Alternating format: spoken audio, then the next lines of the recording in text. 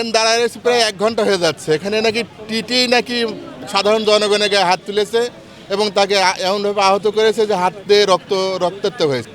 দুইজনে করছে আর কি। এ নিয়ে আর কি প্রায় 1-1.5 ঘন্টা সবাই মানে জনগণ ভোগান্তিতে অস্থির হয়ে রয়েছে। এখানে ভিতরে দুর্বিষহ গরম, তারপরেও মানে কখন ছাড়বে বলে কোনো নিশ্চিত কোনো টাইম দিতে পারছে না।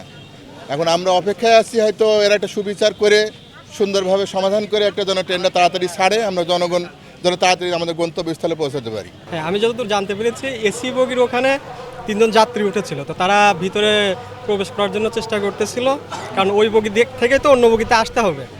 পরে এটা নিয়ে টিটির সাথে একটু বাকবিতণ্ডা হয়। পরে টিটি হচ্ছে দুজনের হাতে আর একজন মহিলাকে হচ্ছে পেটে হচ্ছে যায়। পরে মহিলা একটু পিছনে চলে যাওয়ার কারণে জোরালোভাবে লাগেনি।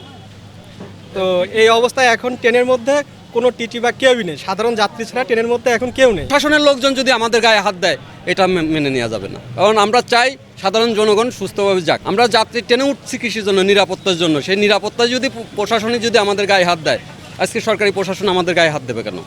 গাড়িতে উঠেছে, এসি গাড়িতে ওঠার কারণে তাকে উৎপাত দেয় নাই, সে জোর করে উঠেছে যে আমি পিছিয়ে চলে যাব, আমার যে বগিতে টিকিট কাটা ওই বগিতে আমি চলে যাব।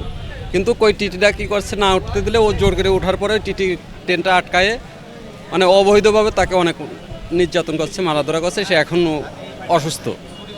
হ্যাঁ, তো একেবারে ধারালো তাকে মারা হয়েছে, আঘাত করা হয়েছে, হসপিটালে নিয়ে গেছে। এখন কি অবস্থায় হবে বলা যাচ্ছে না। জিনিস করেছেন ইনি হচ্ছে ট্রেনের স্টাফ, ওনাকে আমরা ডিটেক্ট করব, যেহেতু উনি রেলওয়েতে চাকরি করেন, ওনার ডিটেলস পাওয়া যাবে এবং যাত্রীদের যিনি হয়েছেন মানে আহত হয়েছেন ওনার অভিযোগের ভিত্তিতে আইনগত ব্যবস্থা গ্রহণ করা হবে।